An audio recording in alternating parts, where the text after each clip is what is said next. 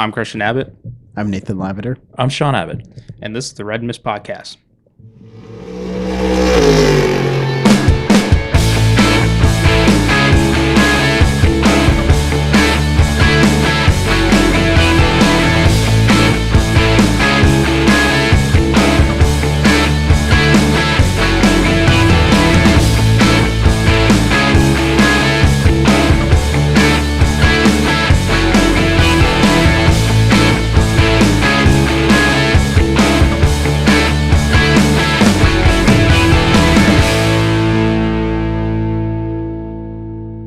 Hello, and welcome to the Red Mist Podcast, episode 32. The Ricky Craven, Pride of Newburgh, Maine, number 32 Tide Pontiac episode. Tonight's episode will discuss the merry-go-round that is Formula One team principles, Indycar news, comings and goings, sports car news updates, and possibly a rental car update from Nate in the Touring Car Championship. There will be. I promise. I promise. Thank you, Nate. Yeah. Well, Jeez. I was really excited when you said the Ricky Craven Pontiac. Oh my god. Okay. Well, that was the best that's finish exciting. in NASCAR history. Good for the finish, but it was one of the more exciting liveries in NASCAR history. We could have went with the Yes. Dale Jarrett Pontiac Nestle Crunch car, but we went with the Ricky Craven car because we're from New England. So, anyways, wow. Thought we were in the last week. We left the show kind of thinking, what are we going to talk about? How are we going to, kind of go into the doldrums? And boy, the last 48 hours in the F1 world has been chaos for Formula One team principals. Yeah, and who thought we would get a team principal silly season rather than just the driver silly season? And this all kicked off, way back when Sebastian Vettel announced his retirement. And it's just been a whirlwind since. And then 2 weeks ago, Binotto leaves Ferrari, and it's just waiting to see who's going to run the big top at Ferrari. And that came down today. Mm-hmm. But before that happened, there was a surprise announcement from Williams on, was that yesterday? Monday? Yeah. Monday. That was yesterday. As Jos Capito decided to step down suddenly from Williams. Yeah, definitely unexpected. along with their design engineer, which was odd. We traded texts about it, kind of speculating what was going on and stuff like that.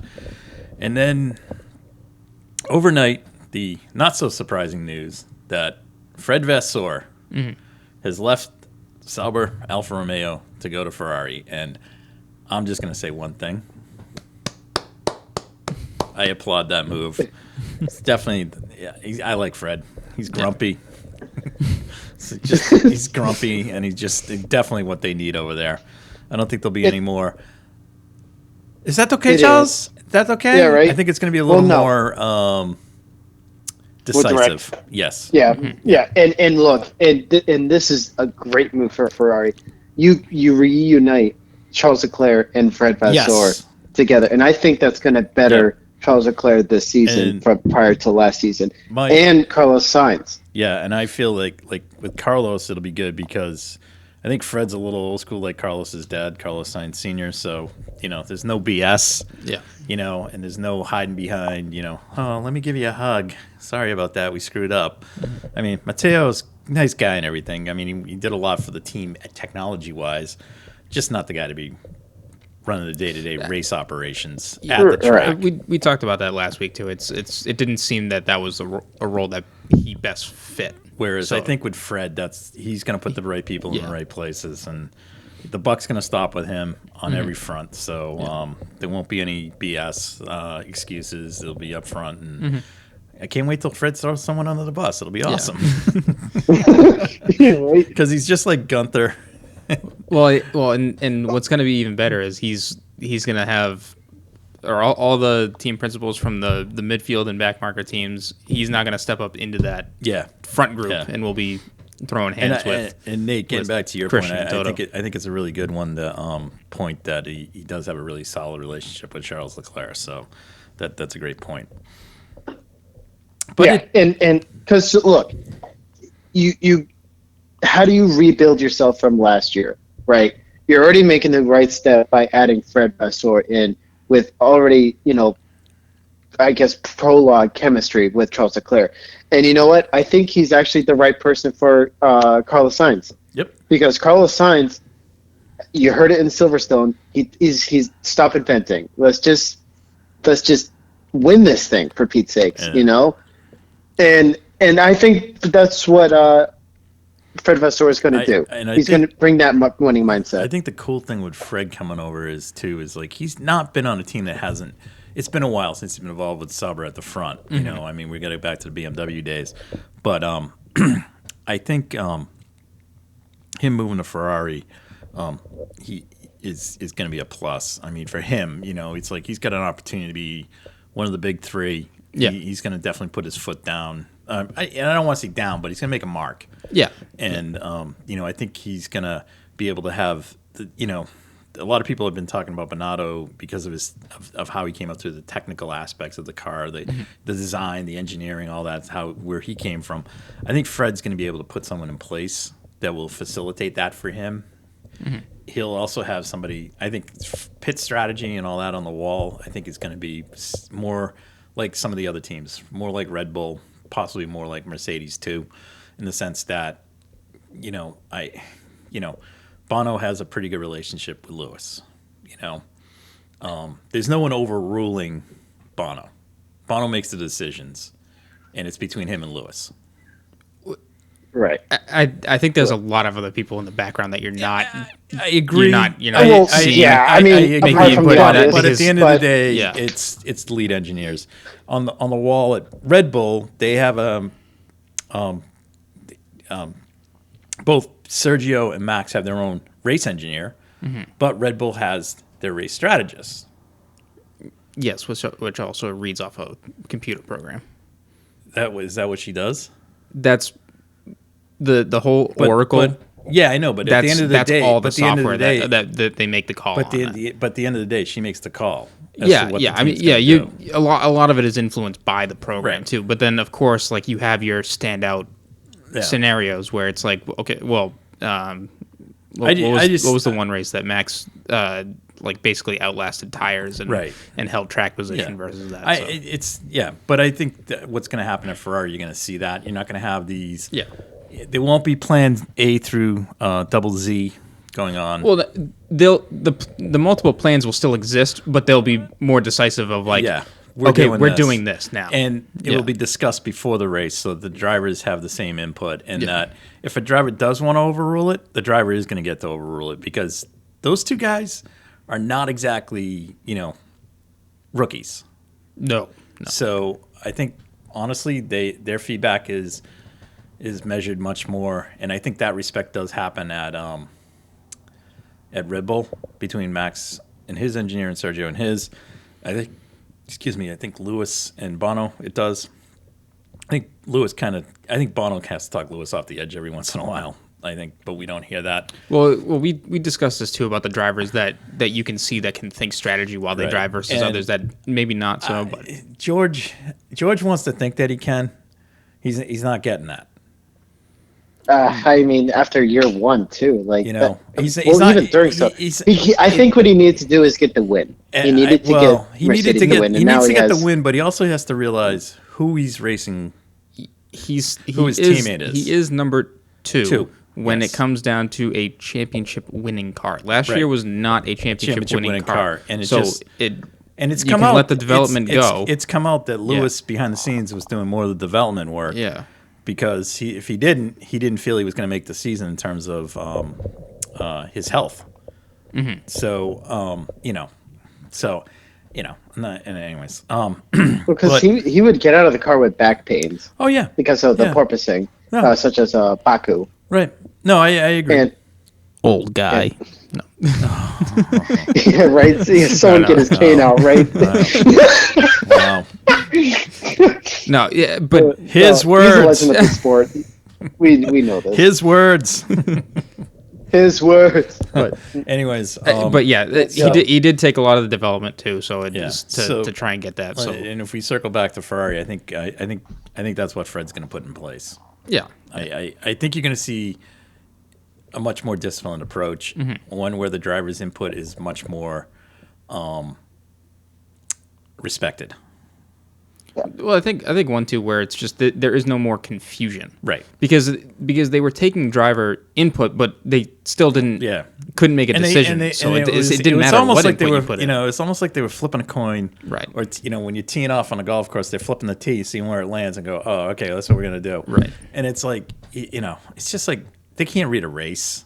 How the race is handling. I mean, how many times did that happen? I mean, Pitt and Charles, they almost tried to pit Carlos. Just dumb stuff. I just think the dumb stuff is not gonna. It's not gonna. I think it's not gonna happen. Mm-hmm. All right. But if it does, it's gonna be very few, maybe once or twice. Well, every team has that. Every team has that moment. Exactly. So exactly. It's gonna happen, but it just can't. It can't repeat itself and rear its ugly head as often as it did with Ferrari. But did it end there? No. I woke up to this morning that Andreas Seidel has left McLaren. Now, there's a guy I thought was very happy with where he was at. Yeah. And had a great gig. He had, didn't have Zach breathing down his neck. He had Andreas Strella behind him, had a great support staff. But nope, Andreas is off. And then I'm like, okay, where's he off to? Oh, what's up with that? And moments later, out comes your post from Sauber Audi. I'd like to welcome Andreas Seidel as our CEO. And clarify that. CEO. Yeah. So he essentially is Zach Brown. Yeah.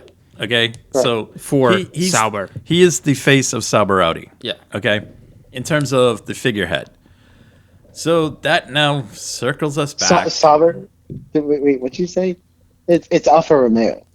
No. But it will be Sauber. It will be okay. Oh no, it's okay. Or eventually Audi. It's gonna be eventually. It's gonna be right. Haas. Yeah. It's gonna be Haas Alfa Romeo. Don't worry about it, Nate. You can, in the immortal words, book it. All right. Right. So this leads me down the next road, which Christian brought up in a text this morning. He just brings up one word, Capito, and I went, oh yeah, and then I go, yep. Well, he's going to be the team principal at Sauber Audi because not confirmed yet. Not what Sauber Audi. This is not confirmed, but this is our guess. My guess is that but it's leading to that. It's leading up to that. Yeah. I'd be very shocked if it doesn't happen, unless maybe he's serious about fully retiring. But he could be. Who knows? But the reason why this is speculation is running rampant is that both Andreas Seidel and Jos Capito were at the Volkswagen Group. Jos running the Volkswagen rally program and various programs that Volkswagen Audi Automotive Group runs, and Andreas was running the Porsche team and a few other things within VAG, as they call it. So I would not be shocked if he ends up over there as team principal. I don't know who else could. Yeah. Because it is a big program. It is definitely leaning the way of becoming very Germanic in that sense, because you have Andreas there. Obviously, with Audi, I think they would like to have it kind of Germanic in that sense. And Germanic meaning German. Yeah. Yes. And so, German-like. And then finally, then the last piece of the moving puzzle today was Andreas Stella moves up to become team principal at McLaren. Yeah. Not a big stretch for him. I think he's a worthy candidate. He worked seamlessly with Andreas Seidel. It is a challenge, I think, for both of them because, even Andreas, if they were going to be there this year, because the car didn't progress last year where it should have from the early season. So, wow, just crazy 48 hours. I find it intriguing because team principals, people are like, who cares? But these are the guys that really are the face of the team. They're the ones responsible for putting the team together.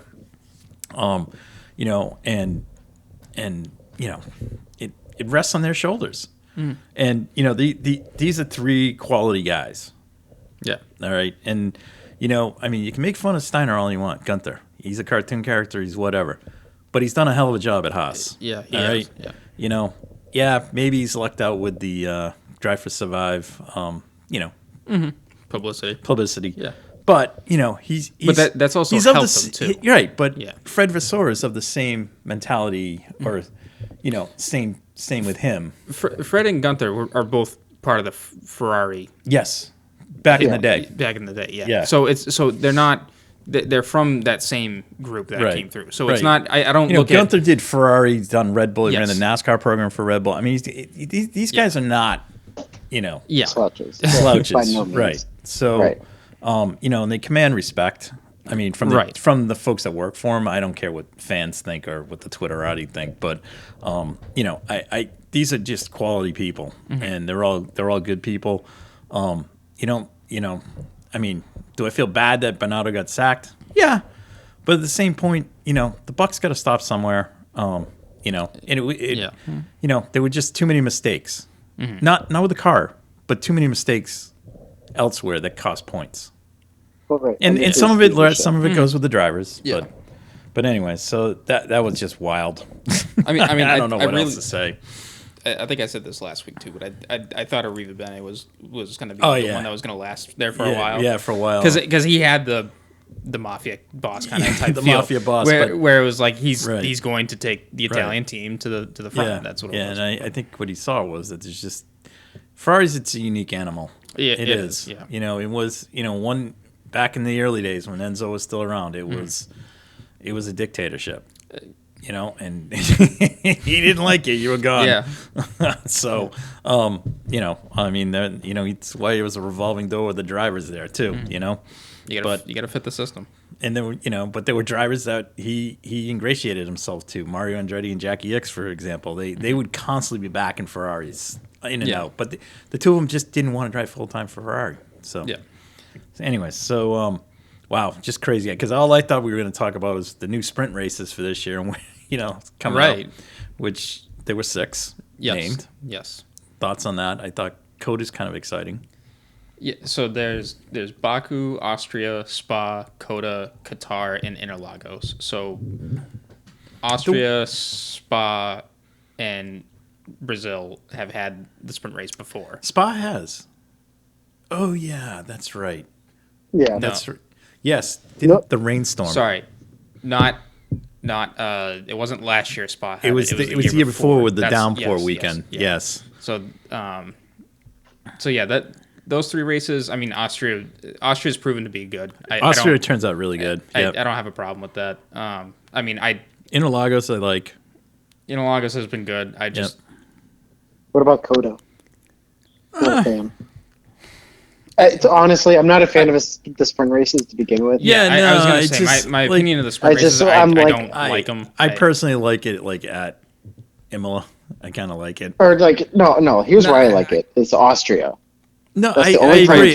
I agree. But the only reason I like it at Imola is I like Imola as a track. Yes, and I'll just watch races all the time on there.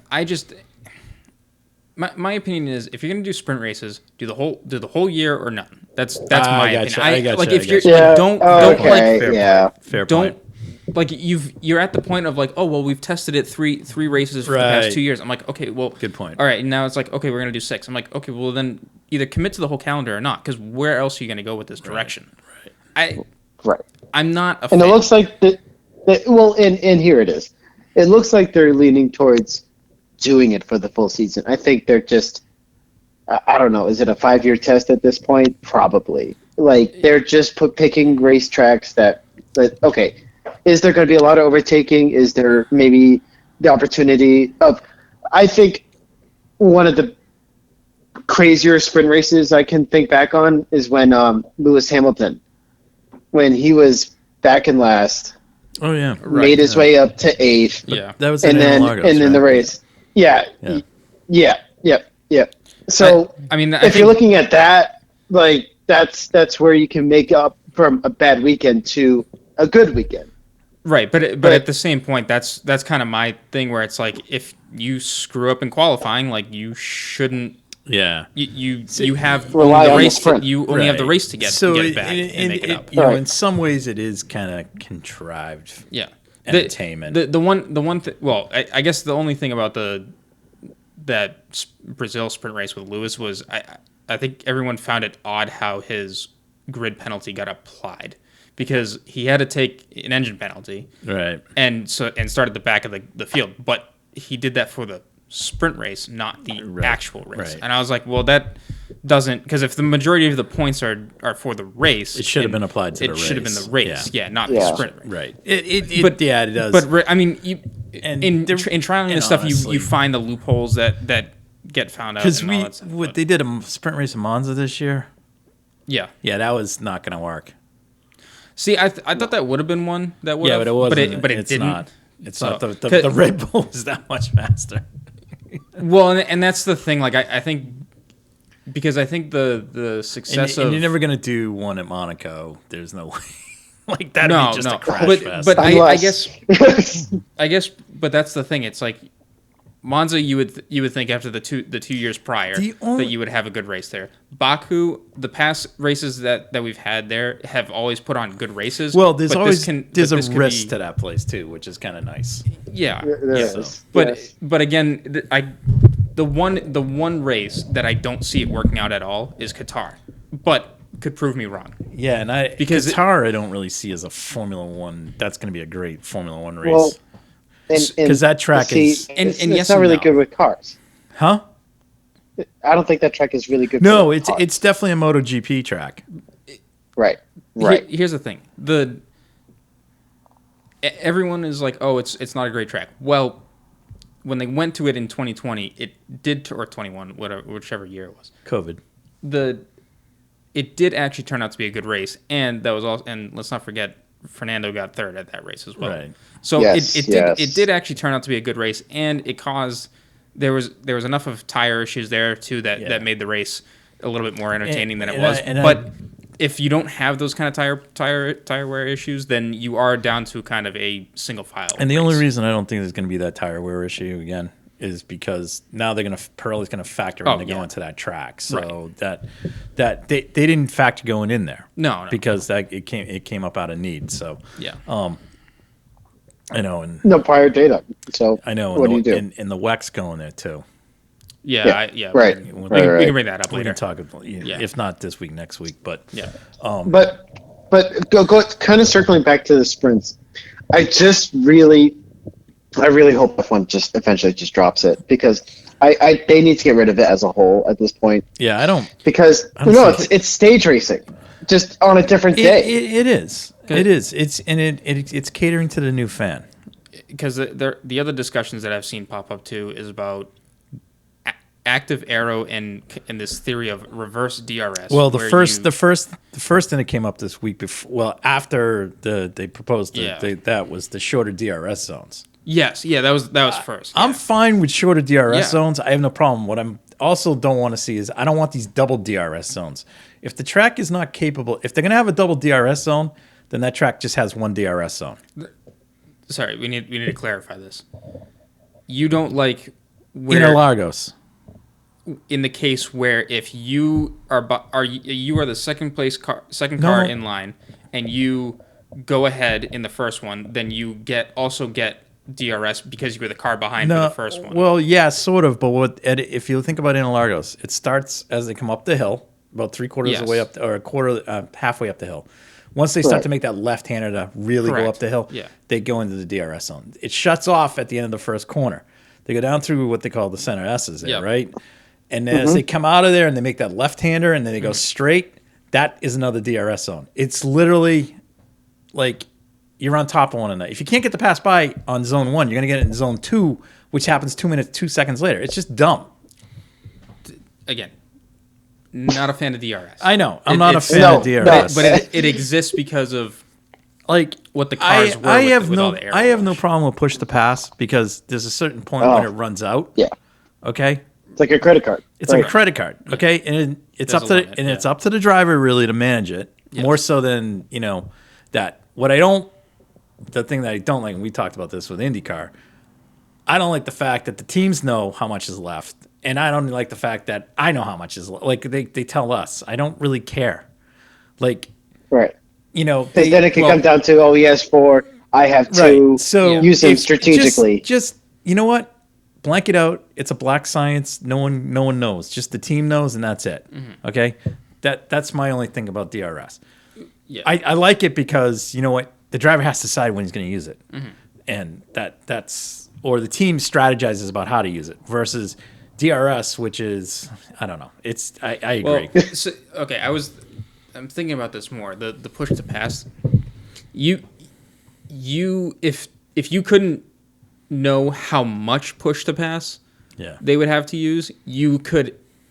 I'm very certain that the teams could figure out a way to estimate how much push to pass everyone That's else fine. has. That's estimating. That's guessing. Right. Because you can Or strategizing. you can sit there on the pit wall and look at the relative gap Right. to the car in front of you or behind you, wherever, Yeah. and see if they close up to you quicker than they would just in the draft, or they pull away from you on the straight and you're in their draft but not catching them as you should be. You can definitely tell when someone is or someone isn't, but you just wouldn't know down to the second how much they have left. Right.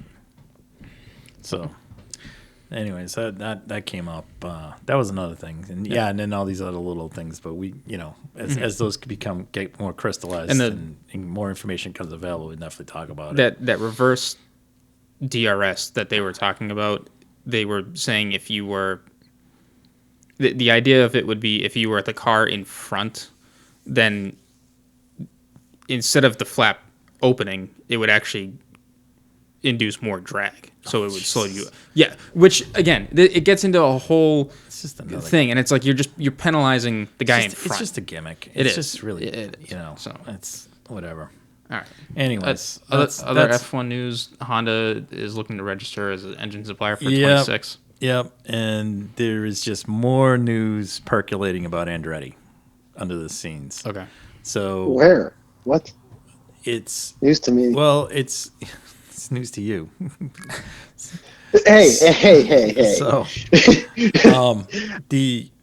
So, this is a great source of news. Red Mist Podcast. It is a great source of news. Mm-hmm. Well, you got to ferret out stuff, Hey, I saw the F1 stuff. I have some stuff for NASCAR. Yeah. Hey, some things fall through the cracks. That's why I'm good friends with you too. So what's going on right now behind the scenes? Obviously, Honda with this new thing they're looking at 2020. Was it 2026? 2020, yes. Whatever. So they've now. So this is in addition to Red Bull power systems or powertrains. Yes. That's totally different. The two are separate now, or will be separate. Is kind of what they're talking about. Oh, that's what. Oh, they're not trying to pair. No, there's still like this murky thing with those two right now. It's like no one knows really because Red Bull owns everything. Correct. And brought a bunch of people over. So there's that going on. So there's this Red Bull powertrain out there. Okay? Now Honda's out there. Well, in IndyCar, who's run with Honda? Mm-hmm. Andretti. Yes. Some people probably don't know. Right. So I just want to, help them out. So now take it one step, take it and go, okay, what's happened at Red Bull Empire? Excuse me. Dieter Matches passed away. Now, them owning both teams was more or less Dieter's little deal. I don't see them owning two teams at some point. So you think AlphaTauri is eventually going to turn into Andretti? That's one of the plausible links out there. If they have to go through and get another team, they will. If they're going to do their own, there's a couple things still in play. One is there are rumors that Ford is looking to get involved in Formula One from an engine supplier standpoint, not as a constructor, right, but as an engine supplier. Now, if you put Ford with Andretti, I don't really see how anyone's going to say no. Yeah. If Andretti buys AlphaTauri, makes it a little bit easier for Ford to build an engine for 2026. Andretti links up with Alpine for 2 years. switches over to Ford. Alpine. The other, Well, Alpine is like technically that's the engine they've kind of aligned with at the moment. Oh, they have? They have. Okay. So if they could get the the green light to go next year, but they're getting the red light from Toto, They're not going to get the red light from Ferrari. I mean, for 2024, I'm sorry, 2024, they would build their car, put an Alpine in it, and go. But that doesn't, Now, if Red Bull decides, we're going to pull a plug on AlphaTauri, put it up for sale, I could see them stepping in. And then, okay, so now the other thing is, AlphaTauri has the motor with Red Bull powertrains. There's also thought that if Andretti buys the team, Ford comes in, they may want to rebadge the Red Bull powertrain as a Ford motor. Right. Okay, and supply technical assistance to Red Bull powertrains in lieu of Honda because Honda wants to get involved on their own again, maybe. So there's this game of musical chairs going on. There's also still Porsche. No one knows what's going on. Only Porsche knows what's going on. So that there's still a lot of musical chairs to be played with that. Yeah. So, there's Well, and I'm sure. It's an odd. It's an odd era of motorsport. Yeah, it's interesting because clearly this GTP era in sports car racing is splitting. Right. Whether teams want to be in F1 or in the height or of in sports both car. or in both or in both. Yeah. But because it seems if everything is going well in one of them, then they'll dip into both. General Motors very happy with their IndyCar program. There's no need for them to be in Formula One. Ford. Okay, so the other thing is Ford's definitely sniffing around now at LMDH, LMH. They're just not going to say it. Yeah. All right, because first off, they're going to build the GT3, GT4 Mustangs. Those are going through Multimatic and they're getting built. Okay, that puts them in direct competition with GM. Okay, at that level, in tin roof sports car racing, does fantastic, all great for me. I love it, but they're going to want if Cadillac comes out and starts winning. They're gonna be like, we got to get involved. And you got the thing is, you got to make a motor that sounds better. Well, you got to do something, okay? They'll just resurrect that Ford GT40 Ford GT motor. I know. The dead turtle sucks. But anyways, great looking car, but had a motor that was dead frog. Dead frog. Yeah. So yeah, exactly. Right. Nate. Yeah, Nate, you were one of the biggest fans of the Ford GT program. Yeah, it looks good. It looked good. It looks really good. Yeah. Sounded horrible. Hey, you know what? For pictures, it made it look nice. Especially, that's great. What was it? The last time we went to Lime Rock. Lime Rock or Watkins Glen? Lime Rock, they had some awesome paint schemes from the 60s or whatever that they put on. So when we were at Le Mans, they had some retro liveries. Yeah, they did. That's right. Yeah, that's true. And they won. It was contrived. Anyways, Chip Ganassi won Le Mans too. Yeah. Anyways, so this I like winners. Christian, like you said, this LMH thing is definitely. Because it's hybrid type. Well, guys are like, can we take that motor and just extrapolate it and make a Formula One motor out of it? Why not? Well, and it's this. All of the hybrid technology is not going spaceship. It's not going down the spaceship route. It's getting dialed back to be simplified. Yeah. So more people can be involved in it. Because the new Acura GTP car is pretty much the DPI. Well, I was gonna say it sounds a lot like the Honda V6 that's in the F1 car. You can hear it on the downshifts. It sounds exactly or very similar to it. For Ford, this is actually getting to be they're not gonna have to build the car. They're just gonna pay someone to build the car. All right, then they got to come up with a power plant. Okay, so for them it's attractive. Now, if they can just stay in the powertrain business and stay out of factory racing like that. They'll probably stick around a long time. So, did McLaren have a history with Ford motors, or did they always run? They ran Chevys. Okay, they ran big block Chevys back in the Can-Am day. Okay, all right. Yeah, there was a piece in the early 80s when Ford was coming back into GT racing, and folks can look it up on, just on the Googs. There was what they call a McLaren Mustang that McLaren Engineering built for Ford before they moved to Roush and they had Roush Engineering build them. So, but yeah, I don't know. I mean, I don't know. It seems like there's a lot of stuff going on behind the scenes, and I think Christian, you pointed it out. I think this is kind of it's a very weird but exciting time. There's a lot of things moving behind the scenes. I mean, there's definitely like these, boutique manufacturers. Now Glickenhaus coming back. One car. Yeah.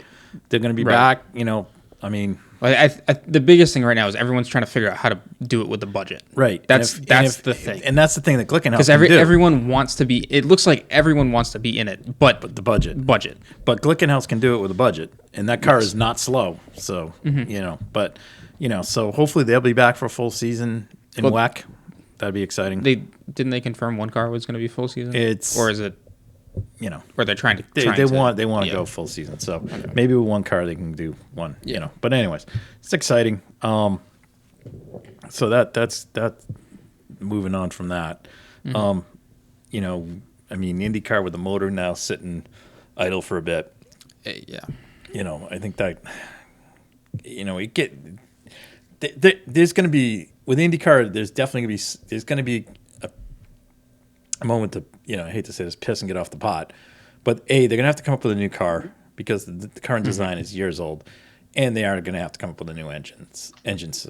Yeah. And when they do the new engines, hopefully that is attractive enough to somebody like Toyota who wants to come in and do it. Yeah. So hopefully that happens. Other than that, the only other piece of news from IndyCar was that Joseph Newgarden has a new engineer, third engineer in 3 years. So, and Spam is rebranding. Spam is rebranding. They're no longer going to be.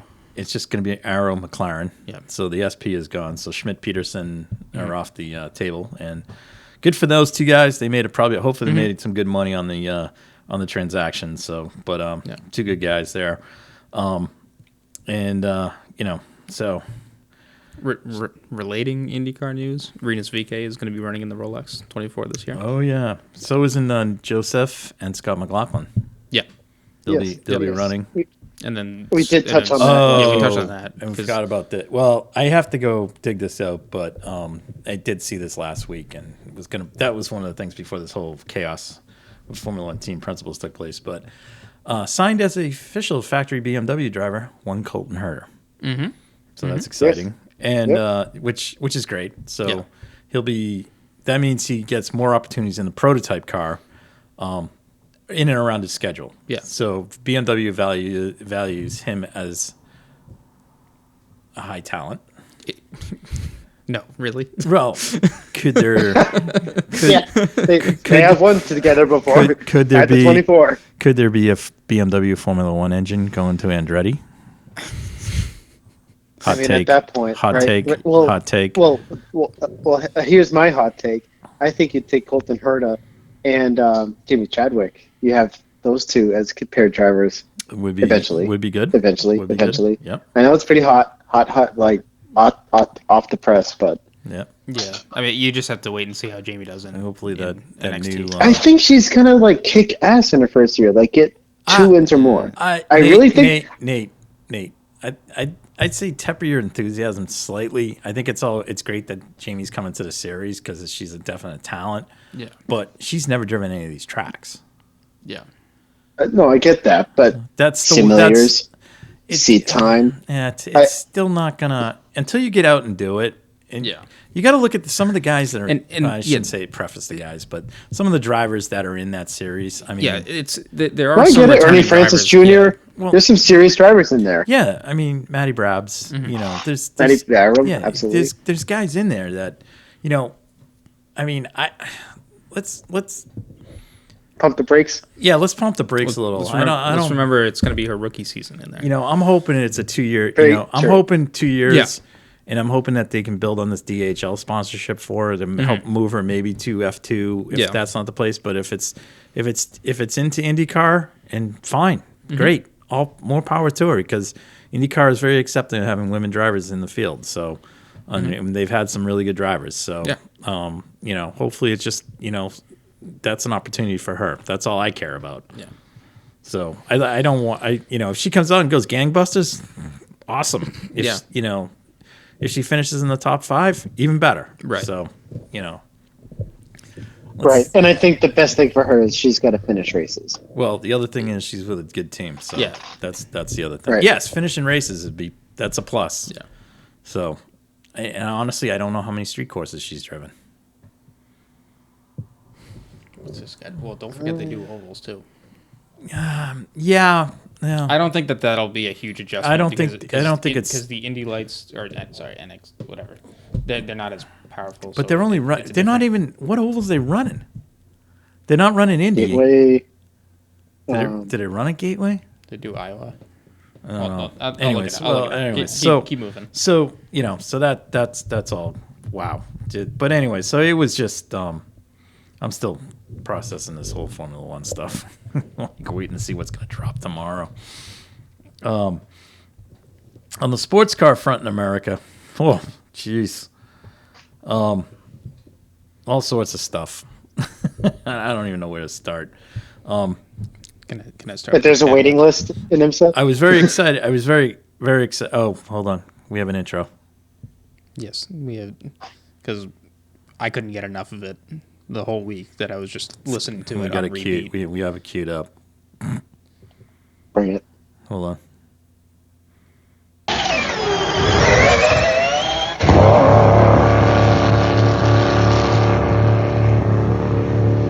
All right, why don't you describe that to our tens of listeners? The Cadillac VLMDH. It is. That was my personal favorite. That was pulling out of the pit box on the hybrid system. Yeah, it goes out on the electric motor and then fires up onto the on the V8. Ice. Oh, just sounds very exciting. exciting. So godly. From the best sounding, that's easily my favorite. From the best looking, I think it's the Porsche.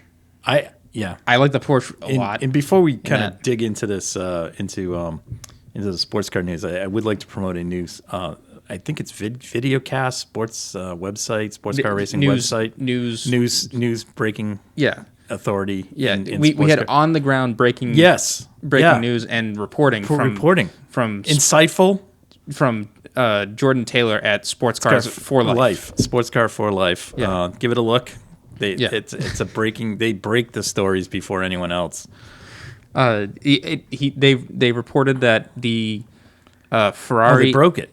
That the Ferrari and the Lambo are not front engine cars. Yep. This year, it's still behind the driver. Yeah. So that good. That really he dug you for that one. Yeah. But I was surprised because I didn't see that coming. No, I didn't either.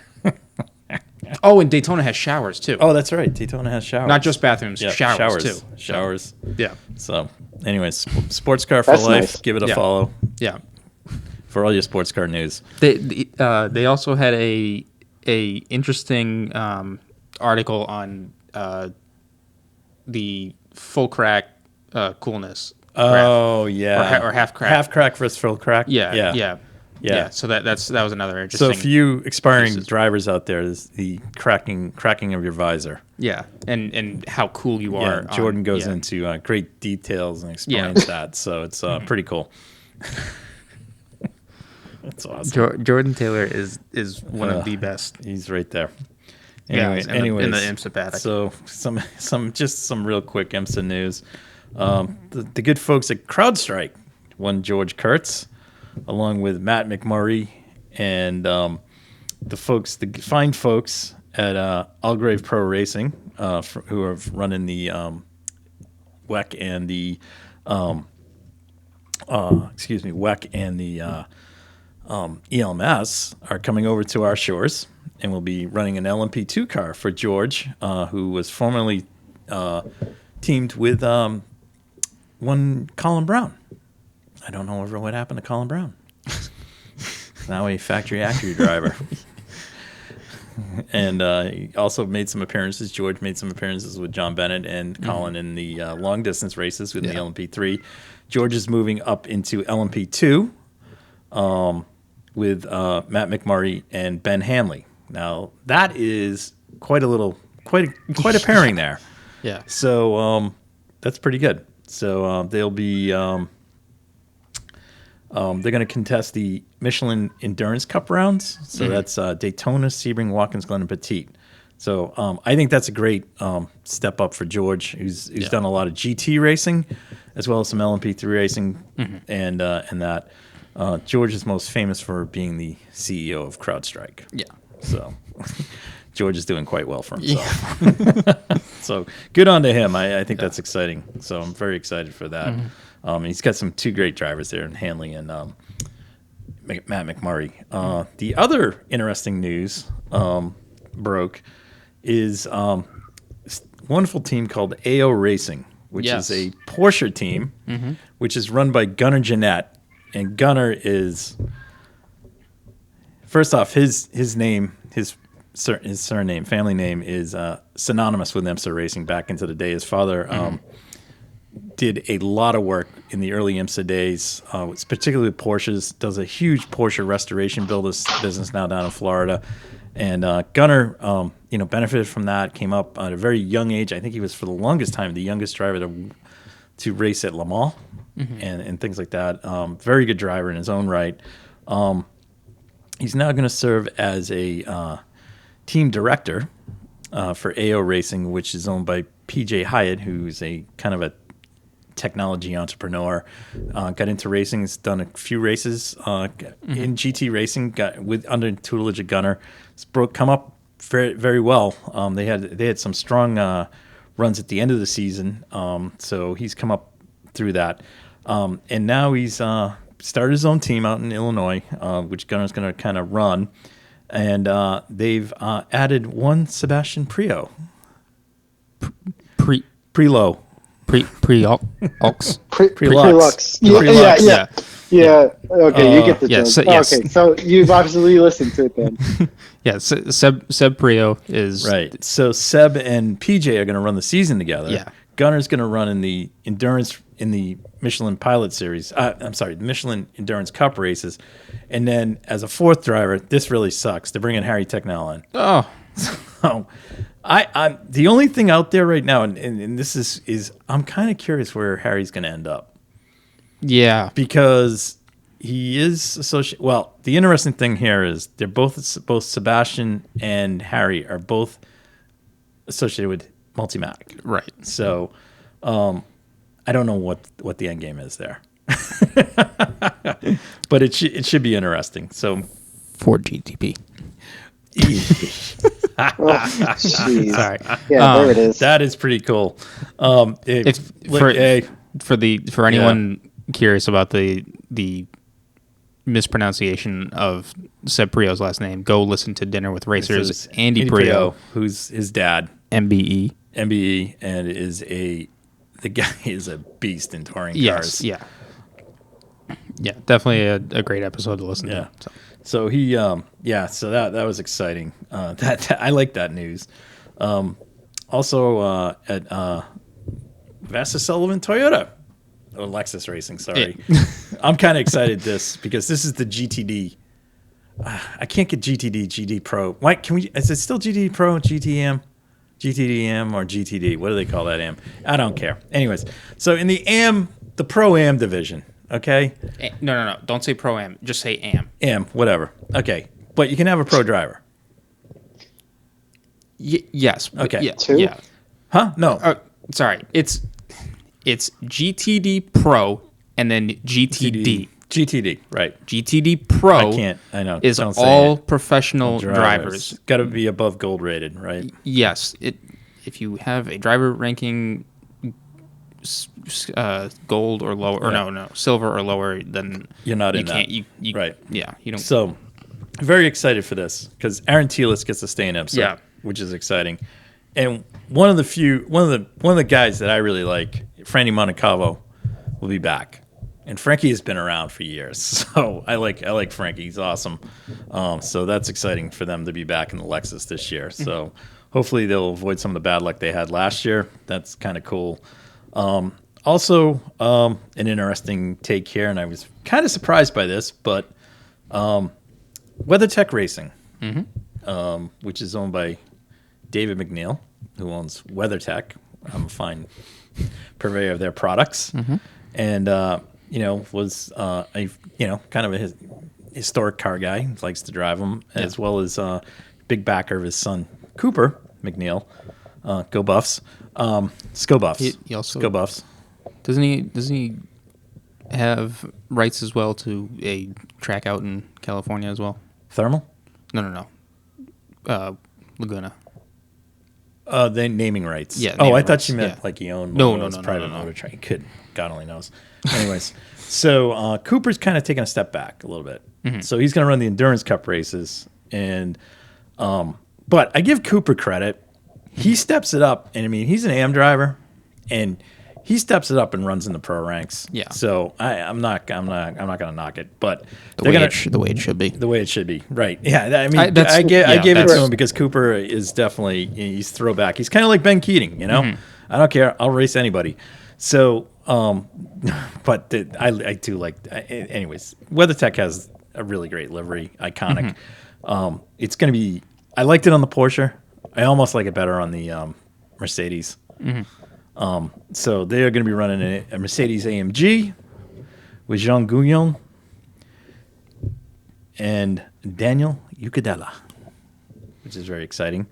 And as a third driver in that fine team, one Mario Engel. That's a pretty stacked group, and Cooper will be on board for Daytona. I think Cooper's probably going to still do the Ferrari series, where it's Ferrari Challenge series. Yeah. Hopefully, maybe some, hopefully they'll come back, but whatever. And they'll be run by, and this is the weird part, they'll be run by Proton, which is a Porsche. Anyway, so that's kind of interesting. So that's kind of cool. At least they'll be back in that. So GTD Pro looks stacked. So excited about that from this year. And then one of the other things was, and it's very, I don't want to get obscure, but in the LMP3 class, Sean Creech Motorsports, who's been kind of a, they've been a flag bearer for the LMP3 class. They are going to be back again this year with Joao Barboza. I love Joao. And Lance Wesley, Lance is actually pretty decent little, I shouldn't say little, but pretty decent AM driver, which is what that LMP3 class is. They'll be back in LMP3 for the full season. But the interesting thing is, Sean Creech Motorsports bought all of the Core Motorsports LMP3 cars. So they look to be possibly expanding. So if you got some money, you want to go LMP3 racing, call Sean Creech Motorsports in Florida. So that was wow. I just was like, holy smokies on that one. I was like, oh, somebody bought all the stuff. Yeah. Now I know where that went. So that was kind of interesting. And then the other big news that broke overnight before we go, let's wrap this up, but Action Express Cadillac is confirmed. Yeah. So this is the Action Express LMDH car. This is Cadillac.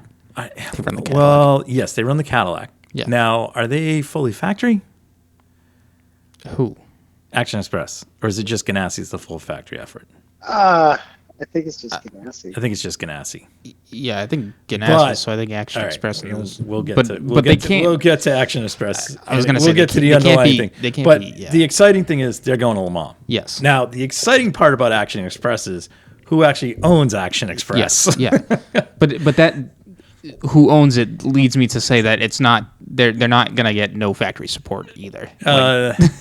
Who owns it? They are getting factory support, yes. And just no one's telling us. The France family. Yes, Jim France. So. And all right. So if you're a sports car racing fan, you have two people to thank in the world of motorsport, and at least in the current form. You can thank Don Panos. Yes. And people like Skip Barber and Rob Dyson and other folks, but you can thank Don Panos for coming up with the American Le Mans series.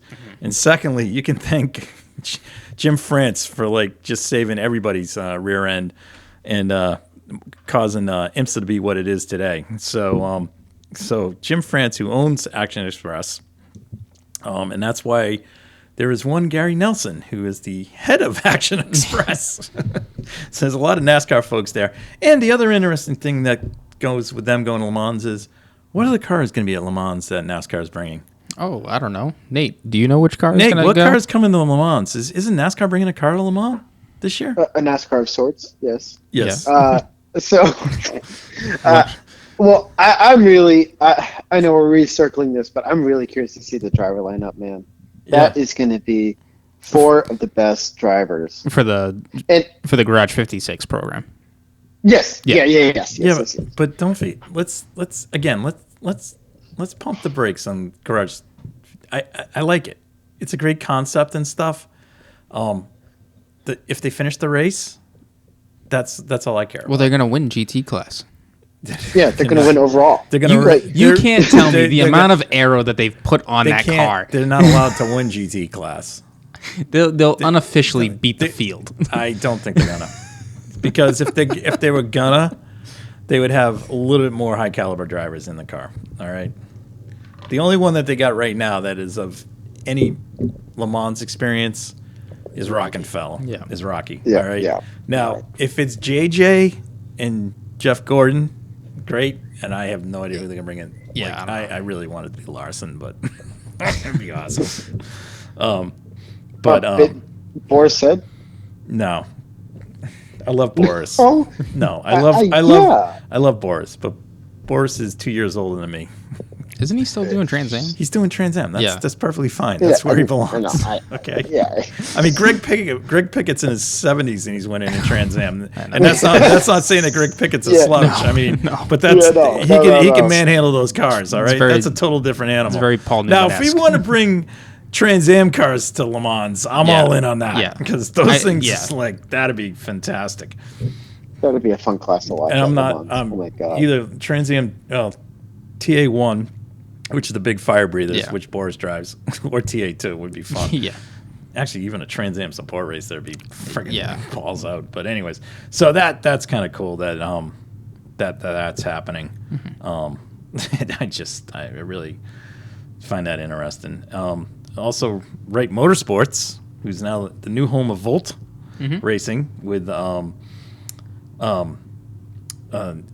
Bjornsson and Trent Himmen, up and coming star in IMSA. I contend. I know he's been in it forever, but exciting to announce that they'll be running an IMSA GTD Pro-Am.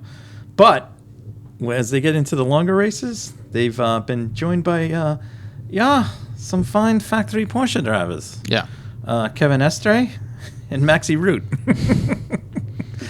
Jesus. 2 very fast drivers. Yeah. man. Wait, these guys, like, holy Christ. What fantastic. It's going to be crazy. They should just put 100 cars on the track. And yeah. And they say the 20 best drivers in the world in F1. And this is the most underrated team in GTE. Harder Racing. The Aston Martin guys. Yeah. They brought in this broke too from Daily Sportscar from Graham Goodwin. Marco Sorensen's coming in to join Alex Riberas, Ross Gunn, who are 2 factory Aston Martin guys, and David Pittard, who is no slouch. I mean, these guys all raced in Europe, and they're like, oh yeah. And then Roman DeAngelis will also be involved. I mean, this is like ridiculous what they're doing. Oh, and I forgot about this. In GTD, that's GTD Pro-Am. It's like Roman DeAngelis, Marco Sorensen, Darren Turner, the Darren Turner, and Ian James, who runs the team. I mean, Jesus. God, GTD, can we have their own races? Wow, just amazing. Anyways, I'm excited. We'll probably get it at Lime Rock. So Yeah. Well, you get Lime Rock and VIR. It's GT weekends. Yeah, well, that's great. Well, I don't know. I don't think I'll be back at Lime Rock. at least until they bring more classes and more races. Yeah. Right. Anyways. Or if there's a prototype LMP3. LMP3 would be nice. Just LMP3 would be nice. Or like you said, how they used to, you have a GTP race and you have a I don't GT race. just a safety aspect of Lime Rock. I think but GTP cars would be a little rough. American Le Mans. I think it'd be. I don't know. They'd be Safety. fine. They'd be fine. If we build the mountain course, it'd be fine. I mean, that's what we need a petition for, but That's not happening. no. The beautiful people won't allow that. There's too many trees to cut down. Too many trees to cut down and too many beautiful people. So that's wow. So anyways, that's just, boy, did we go from nothing to something. I don't even know. Well, and then we didn't even touch base on the results of the testing last week. Well, I shouldn't say it was result orientated, but everybody ran. Yeah. A lot of positive feedback. Positive news stories on all sorts of channels that were there. Great to see some of the videos that everyone shot. So I was really impressed with that. It just especially the trackside videos from Sportscar for Life was on top of it constantly. Man, they spare no expense. No. But it's shaping up to be a crazy season. We got it. We're into a crazy off season. Can't wait to see what the week ahead brings. I don't know.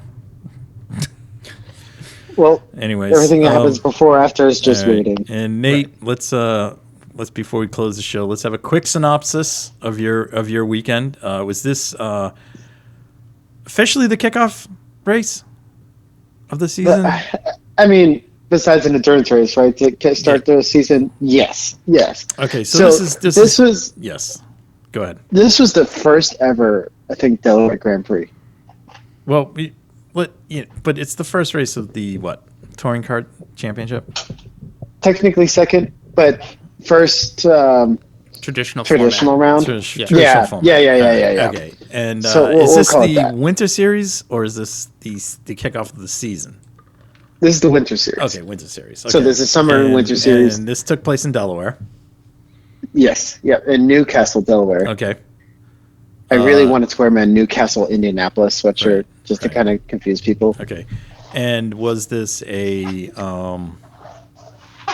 indoor facility with electric carts or gas? No, it was gas. Okay. So it was indoor with gas, and oh my gosh, it felt like F1 Boston, just flat. All right. Yeah. And the track was wild. It was pretty good. A few hairpins, and then there was kind of like fast area. Like it was like I'd say one half of it was like Indianapolis almost. You have to go ahead. If I can kind of give a visualization for anyone who's been to F1 Boston, it really kind of looks like a flat city course. Oh. Okay. Yes, not the normal way where you shoot out of the tunnel. You do the one and then kind of a diagonal and and then like a sharper corner. But it looked like just flat. So, So Nate, how many drivers? And this was a one class event, right? There's no we don't have height, weight. One class. How many drivers? There was 12, 11. 35 drivers. Was it a heat format? It was. Okay. So there was A, B, and C races for the pre-final. Okay. And depending on where we placed in qualifying, we were in a dependent group. So, for example, if I was in the B race because I qualified 8th overall. All right. So there was 2nd, 5th, 8th, and so on. Yep. And then in these races, you have to, if there was 12 people, you had to finish 4th or better to get into the main event. Or the 8th. Yeah. And if you did not, you went home. Well, if you didn't, you got into the last chance qualifier, and the winner of the C race advances to the B race, and the winner of the B race gets into the main event. Okay. All right. But everyone else goes home. Yeah, if you don't, if you don't win the B race, you get eliminated. You go home. Everyone gets the same number of races, or no? Does everyone get the same? No, they don't, because some people go home. They don't get the race in the final. Right. Okay. Yeah. No. And so you progressed to the final. Yes. And where did you because start? I finished third in my where did you start in the final? I started 8th in my pre-final. No, in the final race. In the final. Okay. Yes. In the main event, I started 8th. 8th. Okay. And how many drivers were in the final grand finale? 12. 12 drivers in the 12. grand finale. And Yes. how many laps? It was like 18. That's Let's just call it 18. pretty good. Pretty lengthy. Yeah, that is. And how'd the race progress? It was pretty scary at first because the track was wide and it was very narrow at the start. So like there's kind of like that at track 2, you know how there's that kick out Yeah. when you exit the corner? Yeah. They had that after the start finish line. So like you're too wide and you immediately have to go like single file. Ugh. It was much more narrow than that. So that happens. So there was points where I was, too wide with someone, and I kind of instant bumper out. I'm like, I'm not lifting, Right.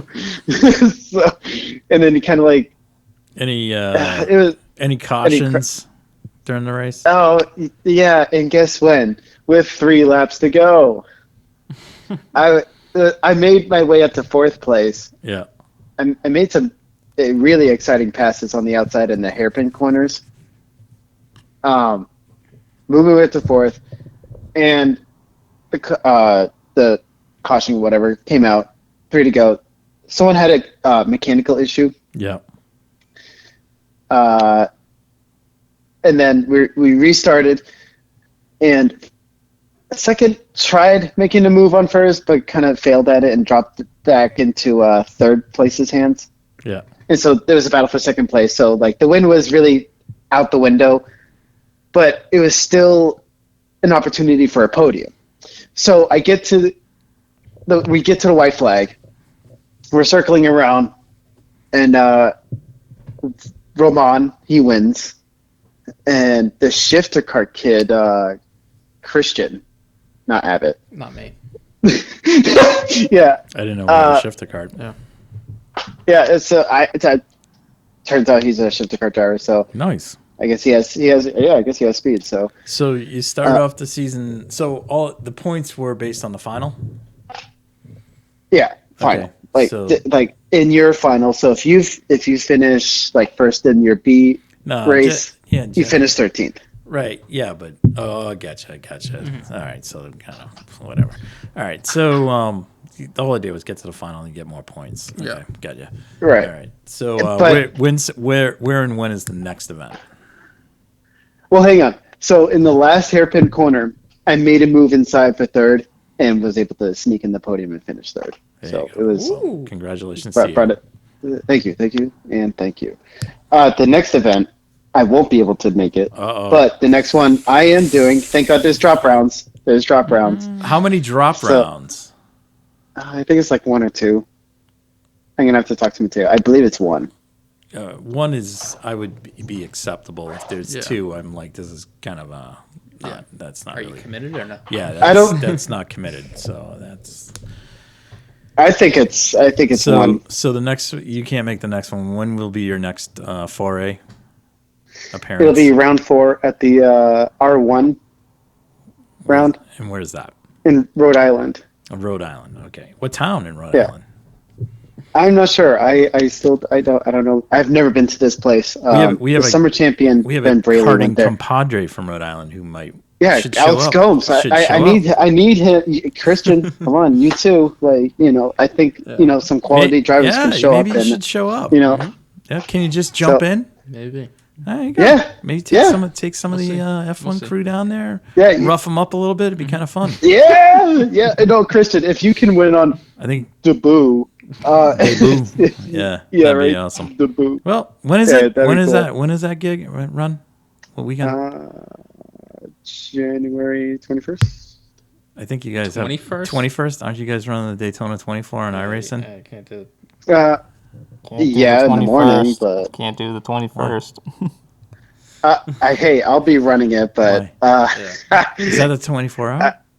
it is. The 21st is the Daytona 24 on iRacing, Right. and then also is the NHK banquet.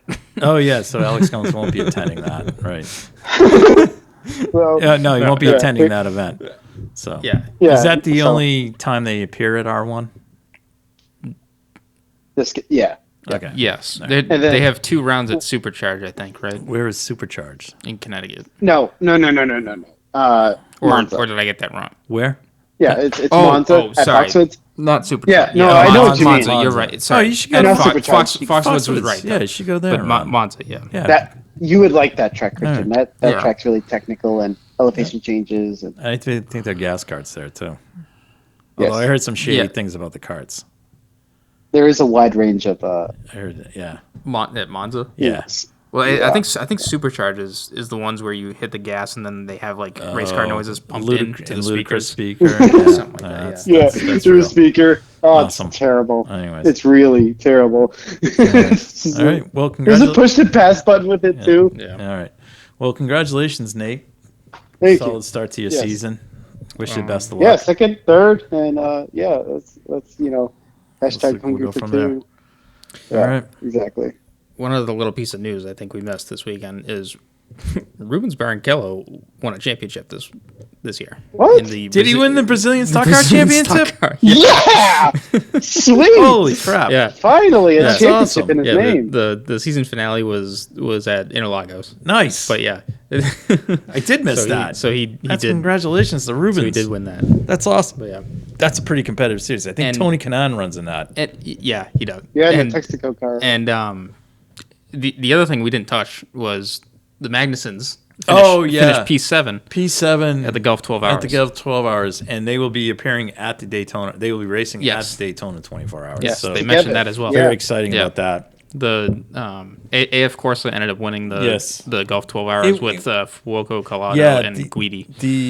The race really turned early. I know it's a 12-hour race, but it turned early. The two top running Mercedes were out within 2 hours, and it kind of like, oh, wow. That's so. But I mean, the rest of the race was awesome. A great GT3 race. So, and that was the last run of the IGT series for this year. Yeah. So that was pretty cool.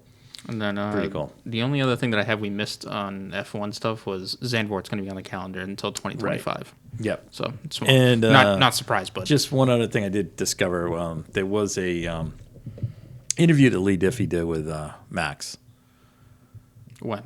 last week. Oh, It was okay. I think Lee needs to stop trying to pump IndyCar. it's for Max to come over and do it. Yeah. Oh yeah. my God! Yeah. Really? And then he's like, he's trying to get Max on the spot about Colton not getting whatever. Yeah. And I'm What? like, Well, he's trying to grab just headlines. talk about sports It's cars, like- maybe. can we stop with the clickbait journalism and just interview Max, and things like that, and Max looked a little uncomfortable about that, but anyways, Who put him up to that? I don't Red know. Bull did. I was gonna say I don't think that was Max's No, it was idea. Red Bull's idea, So it was. I don't know. All right. I hate it. I don't like interviews like that. That was kind of. Anyways. Anyway, another bit of news: Jimmy Johnson was seen doing a seat fitting at Petty GMS. I'd imagine it's the Daytona 500 car Okay. that they're putting together, so Exciting. that'll be pretty exciting. I'm really curious to see what the number is. Who knows? But really exciting stuff. I can't wait for the Daytona 500. I know we're talking about the Daytona 24 hours of the Rolex 24. But the Daytona 500 is one race I've always been super excited for. Okay. Well. That makes one of us. Yes. Hey, Is it? by all means, I'll watch all of it. There you go. Have fun. I mean, I'll watch the Daytona five laps at the I end. watch the. Oh God, that takes 3 hours. That does. I'll watch the. Oh God, don't tell me. Do they have stage racing in the twin 125s? No. They actually let them race for 125 miles. Yeah, it's short. Yeah, but it's not. That's not the NASCAR way. That's not that short. Wow. There's no stage racing in the duels. See, then I'll be watching the duels because that's just Yeah, all out racing. Thursday night. It's always a Thursday night. The Busch Clash is at the Coliseum. Oh right? crap! Oh, don't get me Yes. started Don't with get- that. no, Yeah, let's- that's stupid. Okay. All right. We'll So move on. Block that stupid. out of my mind. Anyways, that was a nice gimmick last year. We don't need to relive it. Like now they. I know. It's just, Seriously, we're back at it. I'm never going to buy on iRacing unless, it's the last thing I got to buy. So, all right. And then tomorrow night, Thursday night Blunder. Yeah, Dinner with on Racers. YouTube, Dinner with Racers. A fantastic program for you folks that want to. Can anyone enter that, Christian? You've participated. Yeah, you gotta send an email. You gotta send an email. All right. Well, we'll dig into that. If anyone wants to get involved, reach out to me. Reach out to Christian, and I will get you in touch. He'll get you in the proper channels. Yeah. But a fantastic event planned at our very own Lime Rock Park. Yes. With what is it? The World of Outlaws Wing Sports Cars. Yeah. Yes. Turn right to go right. I love it. It's gonna be awesome. Yeah. So it should be fun. I wonder if they'll get air going up the hill. Oh yeah. I don't think they're doing the chicane too. They're doing the hill. classic. Trust me. So I will be. I will be tuning in. I'm gonna make sure I have my work done so I can tune into that. Yeah. So anyways, with that, I think it's a wrap, and we will talk to you next week. Yeah. On that note, Nate. Good night. Oh no! Oh. Good night. There you go.